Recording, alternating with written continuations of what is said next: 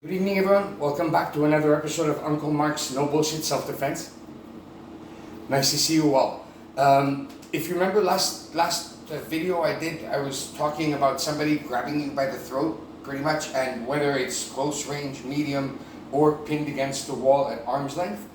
And we talked about at that point that it takes 7 seconds for you to pass out, and plus the adrenaline, the fear, the emotions, everything that's happening. There's just a quick reminder, there's something called gross motor skills and fine motor skills. Pretty much in a situation of extreme stress, anything that's learned, that's acquired, that's like memorized, flies out the window, right? I watch my last video, you'll see what I mean. So since you can only pretty much rely on gross motor skills in that type of situation, and I'm sorry, don't get me wrong, I'm totally against violence, and again, maybe I'm about to be graphic, don't be an ass cunt. Nobody likes an ass cunt, right?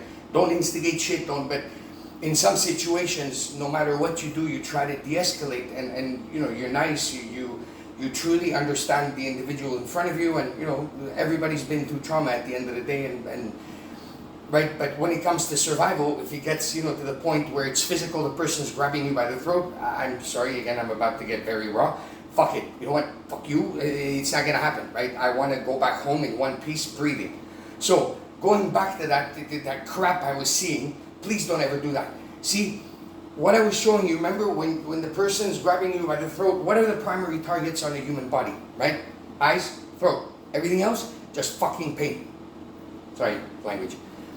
See, somebody like me, I love pain, and I'm like, okay, bring it on, right? So, to me, your little punch or your little elbow, I'm going to be like, hey, fuck you, right? Again, imagine it, right? It's not realistic.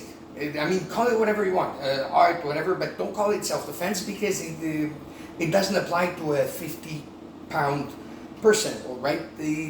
Forget about it. So, somebody grabs you by the throat, bang, right for the eyes, right for the throat. The other thing that's also happening is you're doing the predator-prey shift. You're no longer the prey, you're now the predator, right? So it's like, give me that fucking script. You're gonna attack me, no. I'm gonna defend myself, and if I have to fucking, getting like excited. So what happens in a predator-prey shift is pretty much, let me put it this way, as you're fucking going apeshit and clawing and poking and grabbing and tearing and going for the throat, you know what they're not thinking of? Hurting you. You know why? They're thinking, oh fuck, my eyes, right? The last thing they're thinking about is to hurt you. That's why, you see, and again, going back to the drill where, the example where, you know, I'm pinned against the wall, right? I can't do a knee, but I can kick the shin just to instigate a reaction. As soon as I have access to the eyes and the throat, I'm basically going ape shit on that, right?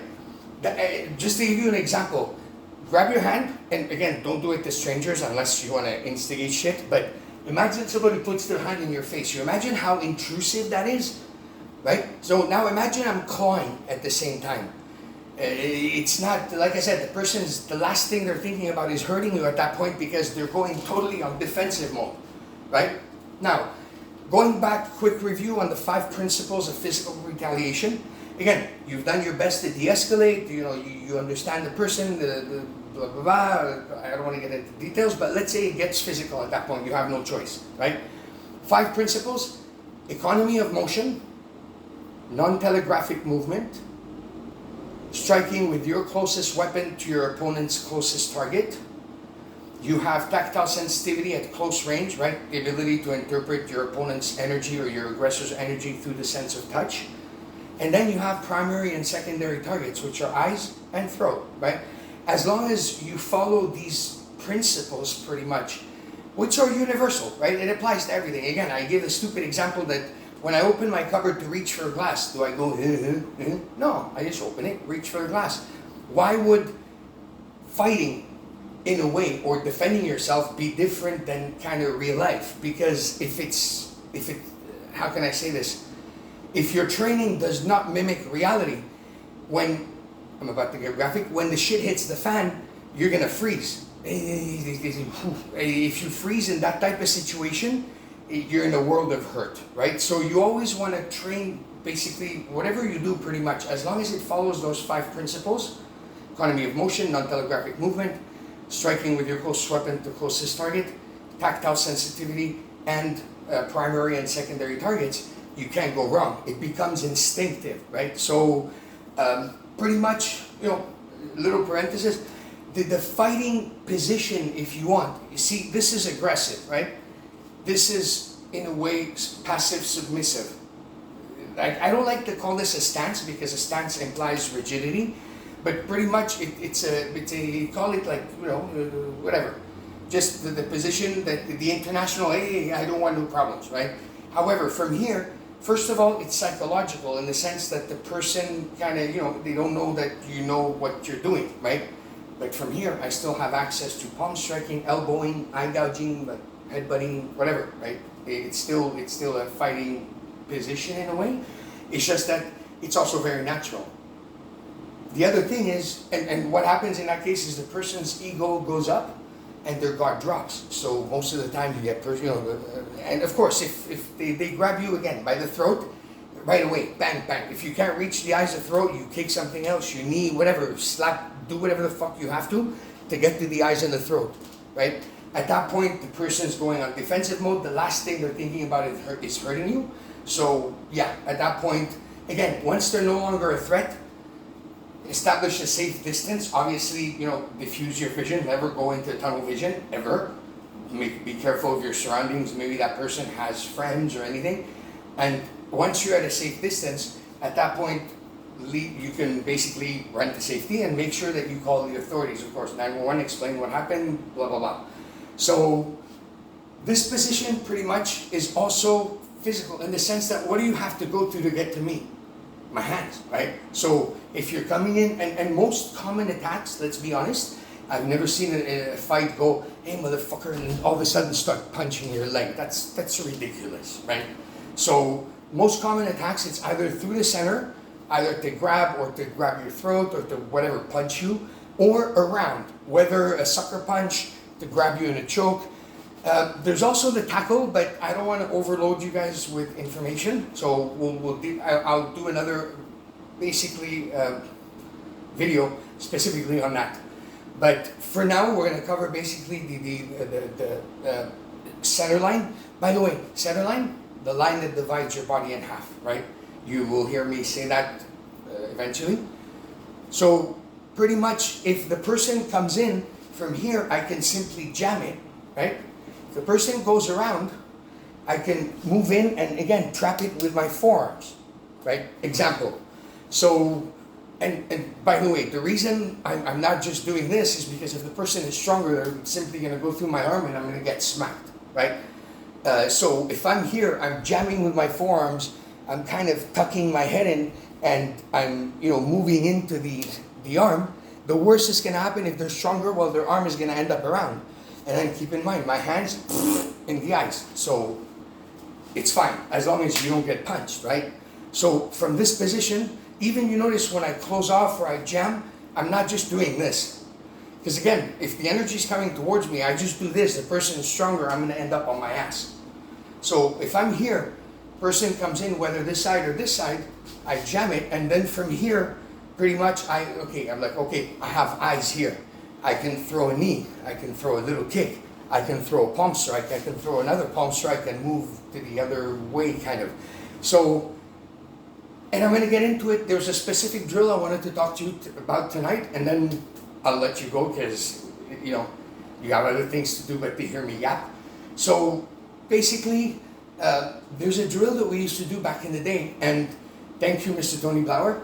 You have to give credit where it's due.